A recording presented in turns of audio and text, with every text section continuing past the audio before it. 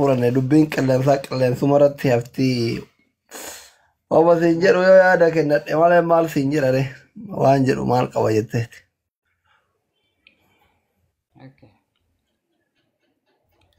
Kanaafuu Kaayiroo bosona jirta moo deemte keessaa sira? isaan deematee walumaan jiraate walumaan jirra. Bakka jarri asir birrii haa erguu kaa eega ilmoo qabdu jedhan ittiin guddifnaan afat ittiin qamaa du'aayii goona himaa goona sirraa afaan bana.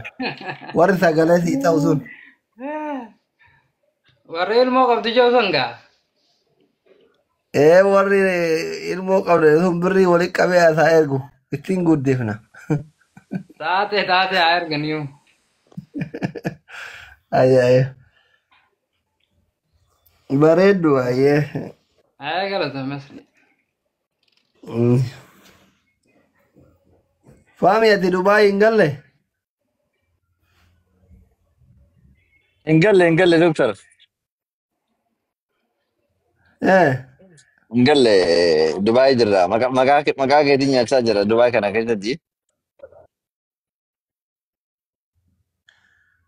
Engalle Dubai ma jirra. Bareeda. Yoom galu? Ganaadha amma. Guyyaa muraasa booda gadiin ba'a. Dubai haga Kaayiroon bareedduu jedhan. Aboo Dubai hedduu bareeddi. Kaayiroon maal bareeddi? Dubai biyya Dubai. Kaayiroon baadiyyaadhaa biratti. Suuqa jaamoo Shaarja irra bareeda. Aboo Shaarjaa irra bareeda.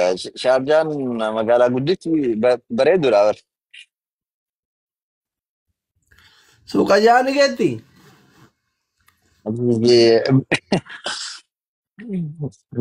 Suuqa ja'a fi Shaarjaa wal fidaa. Uummanni biyya kanaa ifiifuu biyya jaaratanii jiran akka gaariitti. Aboo Dubaayin boru keessaa baataa yoo xiqqaate Kaayiroo waggaa 10 turte dhiisi kan irraan sobini. Biyya keenya eege maal taate yeroo. Garuu jaalalli ajaa'ibaa jira biyya sanii. Kaayiroon hawaasni hedduu wal jaallata. As nama waliin agarsiin hedduu. Ati rahaan jireenyi achitti rakkisha. Jireenyi Dubaay akka malee qaaliidha.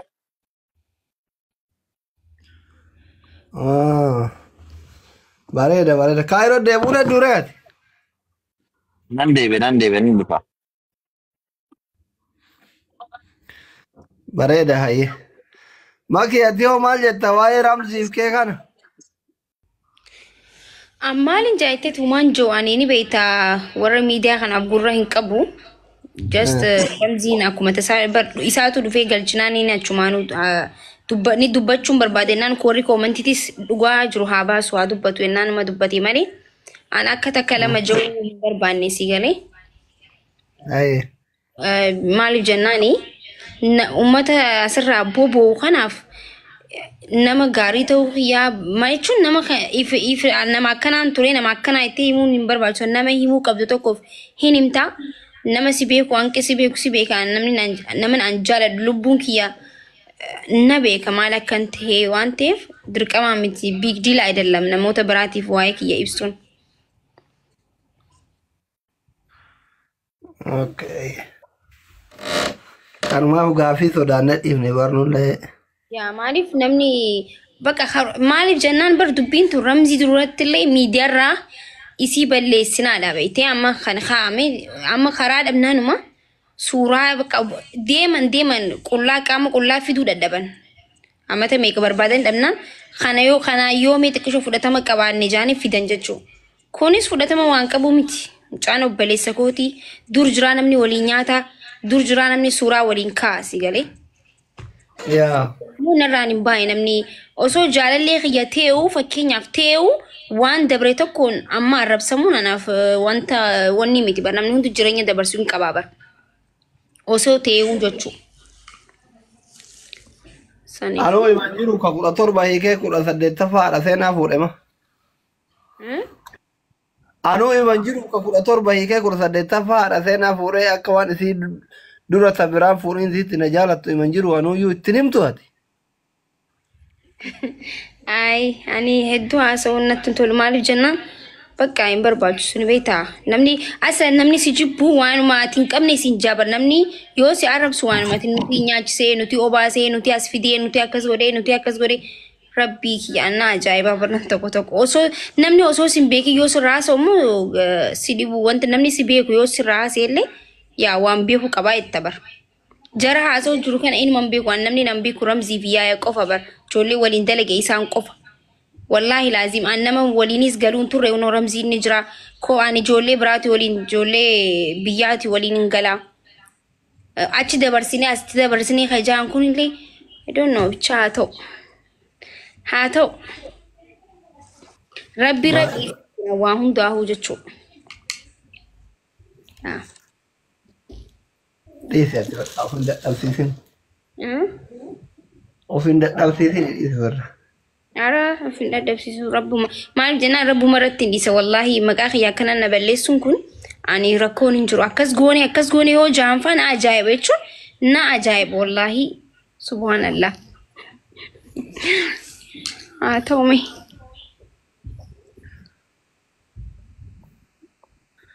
Laaffisi ilaali Maakii. Laaffisi ilaali. Oromoon akkanumatti wal cabsuudhaaf yaaddi. Humaan fidanii. Anuu humaan hin goone hunoo. Haroomaa rakkoon hin jiru. Namni bilisa naannoo duule. Kaayiroo keessaa baqatee Dubaay gahe. Anaayyuu humaan hin goone. Humaan hin goone jettee yaadin. Garuu jireenya waqtii ammaa ati jireenya eegalte kanatti waan akkanaa kana yaaduun isaanii xiqqeenya nama aarsa. Maaltu jira ni beektaa? San osoo hin ta'in wallahi namni osoo biyyi guutuun kun keenatti duulee nama hamileen kiyya cabuu fi nama miidiyaa raabbatu fi nama ammas asirra taa'ee boo'ee na dhiisaa rabbisu daadhaa na dhiisaa ja'u miti. Ani fi beeka waan ta'eef nama matrayyas yoo na dura dhaabbatte asliin na beeka nama waan itti amane irratti nama du'u malee nama duuba deebi'u miti. Garuu dilli kun dubartii takka irratti dilli kun hundi soo sanuu dhiira bara. Dilli kun maaliif barbaachise yoo saniin hin taane kanaan yoo saniin hin taane kanaan. Bakka na dhiba jira amma baay'achuun ni beektaa. Maal dillo maalumaan godheen jaabarkista na ajaa'iba. Daa'imman diiwayitiin dho'isee jira mana kiyya keessa jee barkista takka fattashaaba. Edisi nama jabaa akkanumatti irratti xiyyeeffatanii jabina kee agarsiisa kuni beekte. Jabina kee agarsiisa. Silaa ati jabduun taane akkanas irratti xiyyeeffatanii.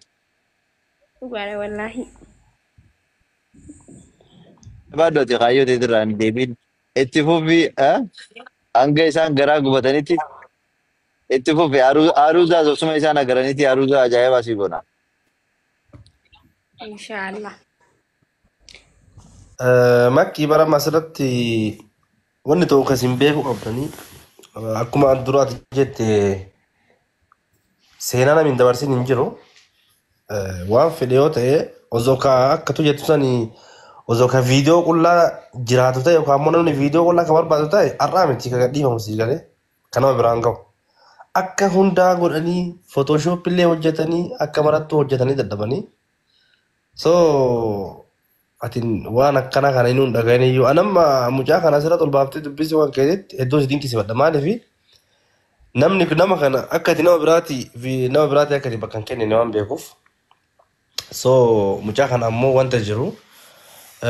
Ol baaftee akkanatti inni illee dhugaa isaa dubbatee ati illee dhugaa kee dubbattee akka ati illee firii taate inni illee ragaa si bahee namni hundiyyuu maaliif akka ati firii taate akka ammoo ati waan amala badaa hin qabne nama hunda si beeka. Even sitti nun beekne malee kuma osoo tiktookiin hin banamin dura karaa FB'tiin namni hedduu si hordofaa ture.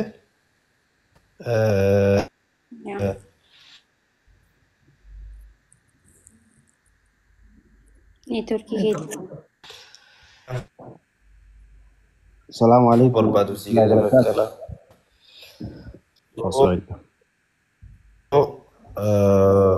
Inshallah amma akka fahamii nu jedhutti aruuza goonam inshallah aruuza goona aruuza ajaa'ibaa goonam rabbiin inshallah itti jedha jabeessi ifirraa qabi nama boombiin dha shuguxiidha moo akka maqaa kan kee. Ara hin sodaadhu yoo millee ta'uuf duuban deebu.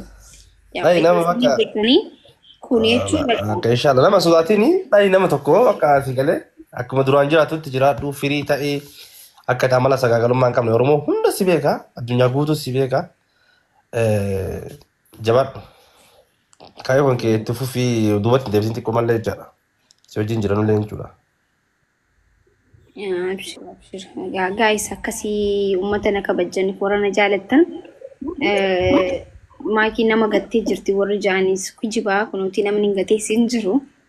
Kaayiroo kana keessatti an nama jaaladhillee hin qabu. Namni naan suura waliin qabnulleen Ramziidha. Miiftaa fa'aa ijoollee saayiboota akka obboleeyyanitti itti dhiyaadheedha. Kanuma wanti biraa hin jiru akkasitti hubadhaa jechuudha. Warri na jaalattan nama gattee jirteettan warri yaaddayyuu jiraattan jechuudha. Nama hin ganne nama hin gatee hin qabu.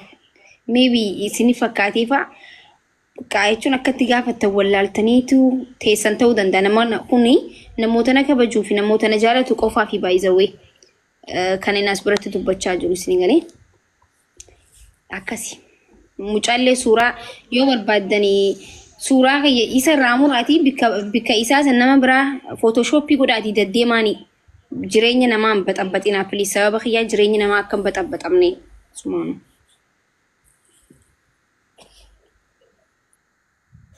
Maaki. Yaa. Akkam jirtu fayyaadha hundi keessanuu.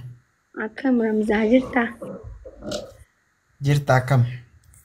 Nagaa wallahi fayyaa.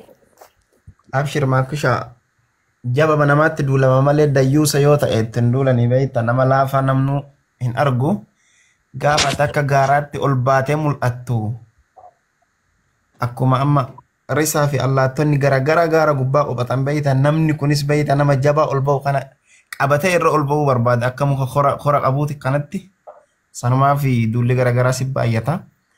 Abshiirratti illee irraan kaayatiin kun waan jiruudha. Eenyu olitti immoo itti fayyadama miidiyaa illee beekta. Duula miidiyaa irratti namatti godhamus siif haarawaa miti. Turteerta sirra tureera. Xiqqaan si arrabsaa guddaan si arrabsaa har'a geetteerta. Kanaaf immoo akka ati si irraan kaanne si beeka. Oromoon zabana tanaa yoo waan si gootu dhabdu mallaqa ofii kiisha si geettee harkaa fudhate siin jetti beekta. Hundaafuu ati si irraan kaayatiin abshiir siin jedha. Rakkoon hin jiru. Yaa deebisiniif uummata sagaxee kanaaf deebisin geema keetti fuufi. Takkaasii deebisiniif. Ara deebisaa hin deebisuu fi just wanta takka dubbachuma barbaanneeti mucaan isaasuma jira waan ta'eef malee deebisaan yaa dhugaa jirtu akka beekaniif yaa uummata nama na kabajuu fi malee hoolayyii nu arrabsu jiruuf miti. Si galee akkasumee na dhiisi. السلام عليكم. Bakka Fataaji. Waalaikum salaam wa rahmatullahi. Fayyaa akkam aboo? Mata waan ajaa'iba jirtanii silaa maal goonaa miti gowwaan fi yoo nama kore silaa gowwaan akkatti nama koruun beeku gowwaan fi nama korin jette Oromoo wata waan maal. Wallahi ummata akka alala dhawateen akkasiin alala dhayaa ofirraa waan argaa sau buttaasha. Ramzi maal goonii wayitaare? Ummata rabbiin shawuu kanarraan kaatiin ati kan ummata zaani gabba pita. Saanii miti Ramzi maal jaamaree fi sanuu jeeba ilmoo qabdiif jedhanii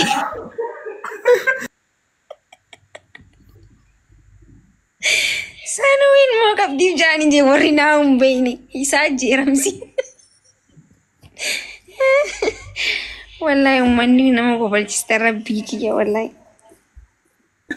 والله انا ماكوش Bara dhuguma harmaki namni waa'ee namaa dura bareeti bar. Dura irraa haasoo malee. Dhagay Ramzi ilmoo ishee Anuma haalaan waan taane hafa bar. akkasii beektaa makkuush ummanni yoo sammuudha waan hundaanillee caale namatti waan nyaabeeta. Dhugaa keeti. Sanuu ka dhiyoo tana tokko Awurooppaa dhufee kaachi keessa waan rabstu